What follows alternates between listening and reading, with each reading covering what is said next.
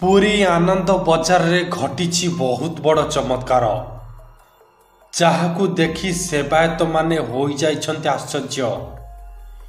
ଏତେ ବଡ଼ ଅସମ୍ଭବକୁ ସମ୍ଭବ କିଏ କଲା?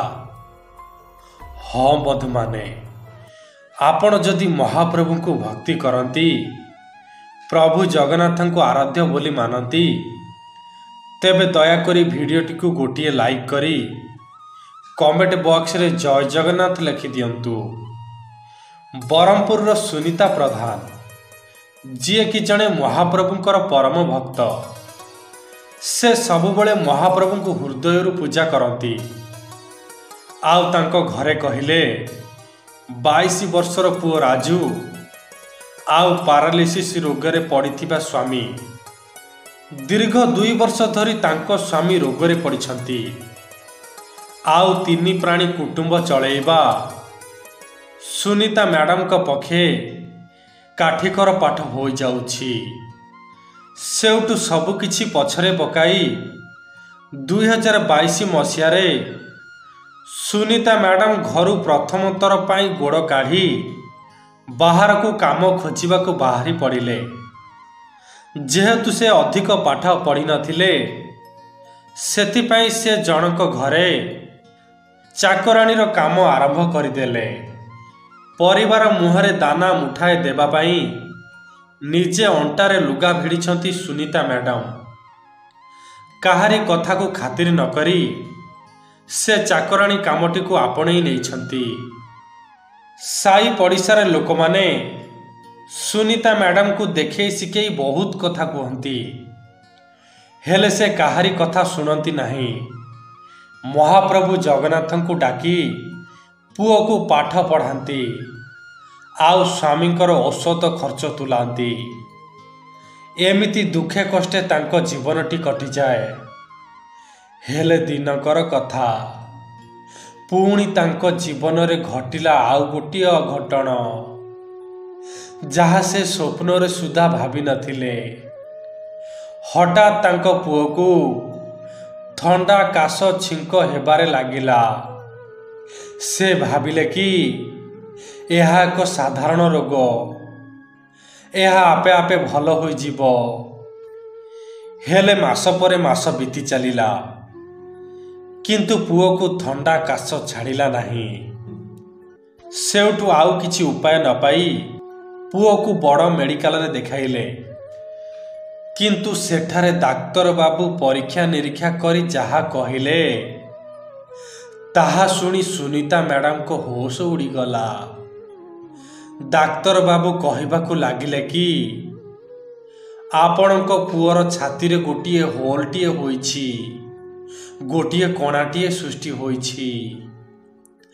ତାକୁ ତୁରନ୍ତ ଅପରେସନ କରିବାକୁ ପଡ଼ିବ, ନଚେତ୍ କିଛି ବି ହୋଇପାରେ। ଏହା ଶୁଣି ସୁନିତା ମ୍ୟାଡ଼ାମଙ୍କ ପାଦ ତଳୁ ମାଟି ଖସିଗଲା। ଆଉ ସେ ଏପରି ପରିସ୍ଥିତିରେ କ'ଣ କରିବେ କିଛି ବୁଝିପାରୁନଥାନ୍ତି।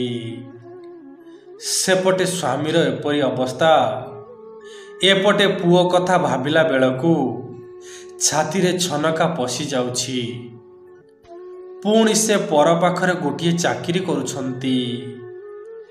ଏମିତି ସବୁ କଥା ଚିନ୍ତା କରି କରି 2 ହାତ ଉପରକୁ ଟେକି ଦେଇ କହିବାକୁ ଲାଗିଲେ, ହେ ଜଗାରେ, ଆଉ କେତେ ଦାଉ ସାଧିବୁ ମୋ ଉପରେ? ହେ କଳା ଠାକୁର, ଏତିକି ଦୁଃଖ ଦେଇ ତୋ ମନ ଭରିଲାନି ଯେ ଶେଷରେ ମୋ ପୁଅକୁ ମୋ କୋଳରୁ ଛଡ଼େଇ ନେବାକୁ ବସିଛୁ?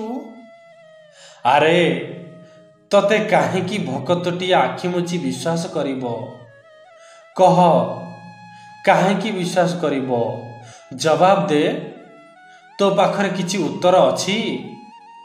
ମୁଁ ଜାଣିଛି ତୁ କିଛି କହିବୁନୁ, ସେମିତି ରତ୍ନ ସିଂହାସନରେ ବସିଥିବୁ। ଆରେ ତତେ ଏସବୁ କହିବା ଲାଭ କ'ଣ? ଯାହା ତ ଘଟିବ ମୋ ସହିତ ଘଟିବ। ତୋର ଭଲା କ'ଣ ଭାସି ଯାଉଛି? ତୁ ସେଇଠି ସେମିତି ବସିଥା। ମୁଁ ତୋ ପାଖକୁ ଯାଉଛି ପ୍ରଭୁ, ତୋ ପାଖକୁ ଜଲ୍ଦି ଯାଉଛି। ଏମିତି ଅଭିମାନରେ ଅନେକ କଥା ମହାପ୍ରଭୁଙ୍କୁ କହିଗଲେ ସୁନିତା ମ୍ୟାଡ଼ାମ। ଆଉ ସେ ଘରର ଏକ କୋଣରେ ବସି କଇଁ କଇଁ ହୋଇ କାନ୍ଦୁଥାନ୍ତି। ସେହି ସମୟରେ ହଠାତ୍ ଜଣେ ଭିକାରୀ ବ୍ରାହ୍ମଣଟିଏ ଆସି ତାଙ୍କ ଅଗଣାରେ ଛିଡ଼ା ହୋଇ ଭିକ ମାଗିବାକୁ ଲାଗିଲା। ଏମିତି 4-5 ଥର ଡାକିବା ପରେ ସୁନିତା ମ୍ୟାଡ଼ାମ ଆସି କହିବାକୁ ଲାଗିଲେ, କ'ଣ ହେଲା? ଭିକ ଫିକ କିଛି ନାହିଁ, ତୁମେ ଏଠୁ ଚାଲିଯାଅ। ସେଉଠୁ ସେ ଭିକାରୀ ବ୍ରାହ୍ମଣଟି କହିବାକୁ ଲାଗିଲା, ଆରେ ମା, ଭିକ ନଦେଲେ ନାହିଁ, କ'ଣ ମୁଠାଏ ଖାଇବାକୁ ଦେବୁ?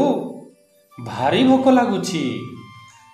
ସେଉଠୁ ସୁନିତା ମ୍ୟାଡ଼ାମ କହିଲେ, ଘରେ ମୋର 2 ଦିନ ହେଲା ଚୁଲି ଜଳିନି, ତୁମକୁ ମୁଁ କୋଉଠୁ ଖାଇବାକୁ ଦେବି? ଆଉ ଏମିତିରେ ବି ମୋ ମନ ଜମାରୁ ବି ଭଲ ନାହିଁ। ସବୁଠୁ ଭଲ ହେବ ତୁମେ ଏଠାରୁ ଚାଲିଯାଅ। ହଉରେ ମା, ତୁ ମୋ ଉପରେ ରାଗେନା, ମୁଁ ଚାଲି ଯାଉଛି। ଭିକାରୀଟି ଫେରି ଯାଉଥିବା ସମୟରେ ସୁନିତା ମ୍ୟାଡ଼ାମ ପଛରୁ ଡାକି କହିବାକୁ ଲାଗିଲେ, ବାସି ପଖାଳ ମୁଠାଏ ଅଛି, ଖାଇବ କି? ଏହା ଶୁଣି ସେ ଭିକାରୀ ହଁ କହି ବାରଣ୍ଡାରେ ଆସି ବସି ପଡ଼ିଲା। ଆଉ ସୁନିତା ମ୍ୟାଡ଼ାମ ସେ ବାସି ପଖାଳ ମୁଠାଏ ଆଣିବା ପାଇଁ ହାଣ୍ଡିଶାଳକୁ ଚାଲିଗଲେ। କିନ୍ତୁ ବାସି ପଖାଳ ଆଣି ଦେଖିଲା ବେଳକୁ ସେଠାରେ ଆଉ ସେ ଭିକାରୀ ଜଣକ ନାହାନ୍ତି, କୁଆଡ଼େ ଚାଲି ଯାଇଛନ୍ତି।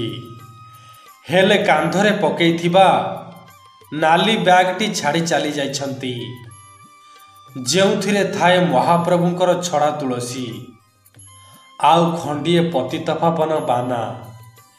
ଏହା ଦେଖି ସୁନିତା ମ୍ୟାଡ଼ାମ ଆଶ୍ଚର୍ଯ୍ୟ ହୋଇଗଲେ। ଆଉ ସେ ଛଡ଼ା ତୁଳସୀକୁ ଟିକିଏ ନେଇ ପୁଅ ଓ ସ୍ୱାମୀଙ୍କ ତୁଣ୍ଡରେ ଲଗେଇ ଦେଲେ। ଆଉ ଏମିତି କିଛି ଦିନ ପରେ ସବୁ କିଛି ଠିକ୍ ହୋଇଗଲା। ସତରେ ମହାପ୍ରଭୁ ଭାରି ଦୟାଳୁ। ହେଲେ ସେ ଟିକିଏ ପରୀକ୍ଷା ନେଇଥାନ୍ତି। ଯିଏ ତାଙ୍କ ପରୀକ୍ଷାରେ ପାସ୍ କରିଯାଏ ନା, ସେ ହିଁ ମହାପ୍ରଭୁଙ୍କୁ ସାକ୍ଷାତ ଦର୍ଶନ କରିଥାଏ। ତାଙ୍କ ଲୀଳାକୁ କିଏ ବା ବୁଝିପାରିବ? କରି କରାଉଥାଏ ସେହି, ତା ବିନୁ ଅନ୍ୟ ଗତି ନାହିଁ। ତେଣୁ ଆପଣ ବି ଯଦି ମହାପ୍ରଭୁଙ୍କୁ ଭକ୍ତି କରନ୍ତି, ତେବେ ତାଙ୍କ ଉପରୁ କେବେ ବି ଭରସା ଉଠେଇବେ ନାହିଁ।